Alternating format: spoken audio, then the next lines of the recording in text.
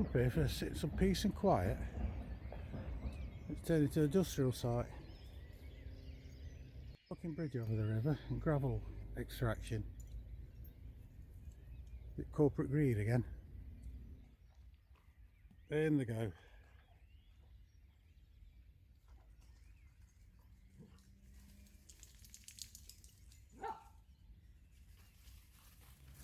My God. Came up here last bonfire night and the views of it were amazing and peaceful. Now they've gone. Oh, you can see the water erosion when it used to flow up here.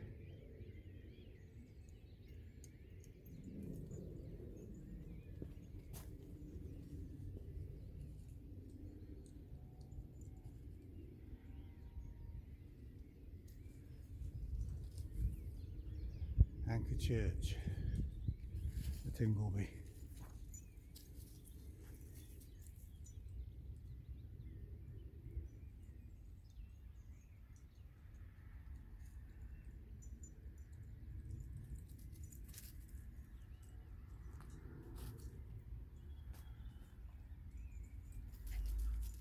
It gets as though you don't mind the rubbish and the graffiti all over it when you've got this fucking eyesore all around it.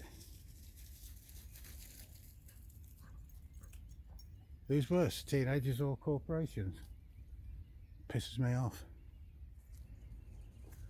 Oh, these are the caves further up.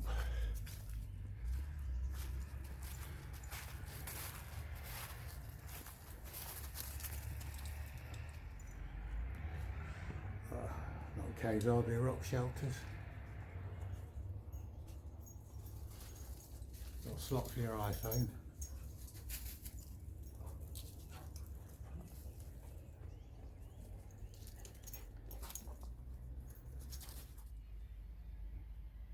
Look at them roots.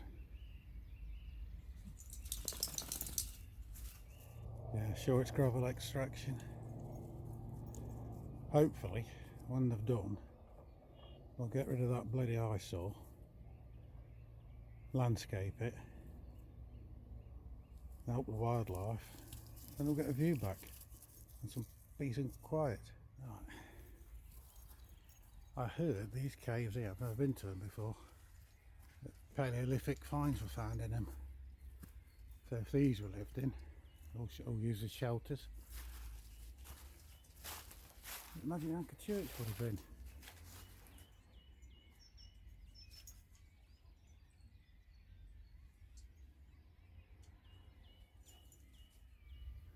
It would have been the old course of the River Trent, as would over there have been. And it turns round in a bend that's left all the gravel and shale.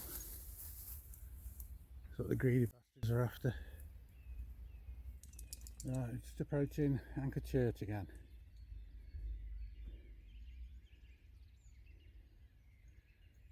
And there are serious caves cut into sedimentary rock and sandstone rising up from the River Trent, or what used to be the River Trent.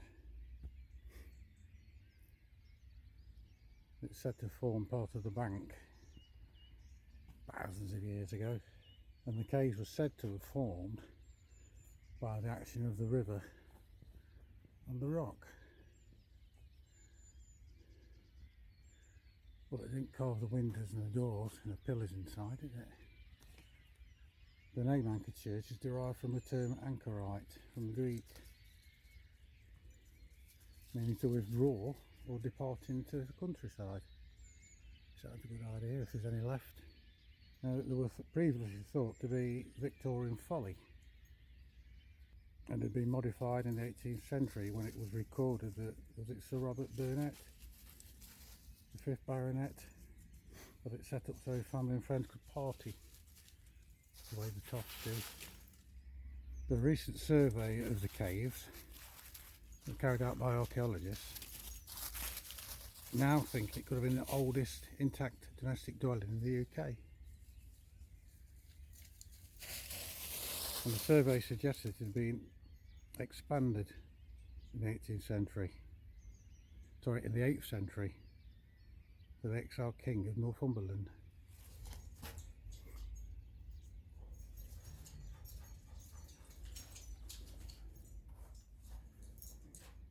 Northumbria in the last years of the 8th century was a time of persistent political instability in medieval England. In the 7th, 8th and 9th centuries, England had at least 7 major kingdoms and possibly 200 kings. Now, Eardwulf was a king of Northumbria from 796 to 806, when he was deposed and sent into exile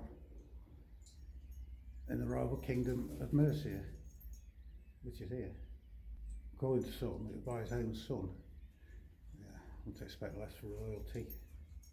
The local legend says that Eardwulf, or St Hardulf as he was later known, lived inside the caves, dwelling after he was deposed.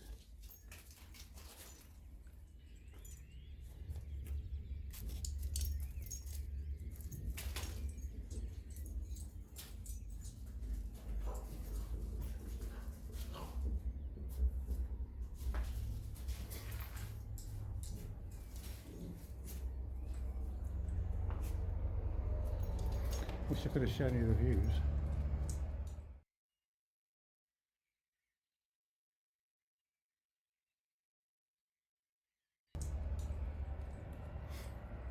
Now, there was a fragment from a 16th century book, and it stated that Eardwulf had a cell in the cliff a little way from the Trent, so there must be some truth in it. And Saint Eardwulf, as he was later known, would have had followers with him and be revered as a holy, probably as a saint in his own lifetime. He was possibly buried at the monastery at Breedon on the Hill, and they say it could have been in use earlier than the Saxons.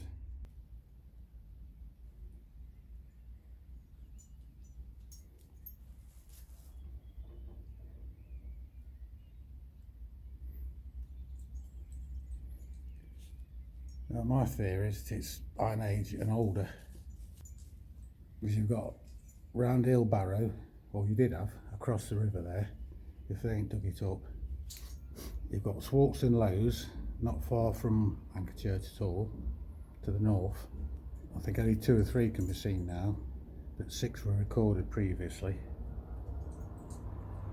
And to the east, there's Castle Dorrington Hilltop Mound, often called Runway Mound because it's near the airport. To the south is Breedon on the Hill, Moated Mound. There's Heathwood, which is a Viking funeral site, possibly a settlement before. And there are signs of many Neolithic people living along this stretch of the Trent, including boat finds at Shardlow. So it doesn't take a stretch of the imagination to imagine Neolithic or Paleolithic using these caves as shelters or living in them. So it wasn't a rich man's folly after all. Well, not created by him. Yeah, there are also many stories of people who've claimed to have seen the Mad Monk or felt uneasy being in the caves. Another ghost is alleged to haunt the area is that of a woman believed to be dressed in period clothing, wandering around crying. It was a medium who personally stayed in the caves himself on many occasions and claimed to hear and see this lady, the nickname of Lady Anne. Another alleged ghost is that of Sir Hugo, which is supposed to haunt the area. So I have to come here at night one sometime. There's supposed to be otters around here as well. Eurasian otters. God.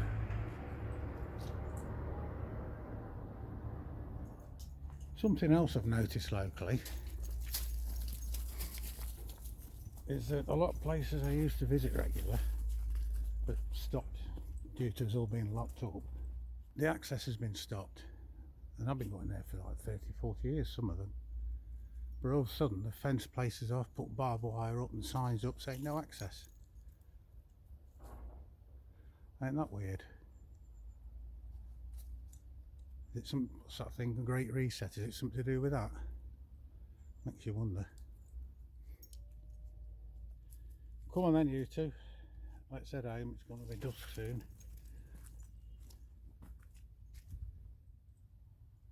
I'll have to come back in the new year and see how this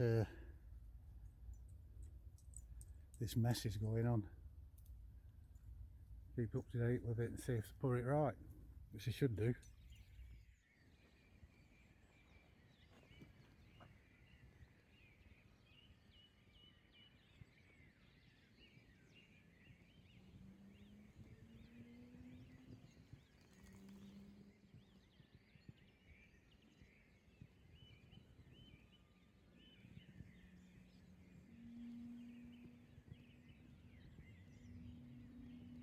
Pour it out.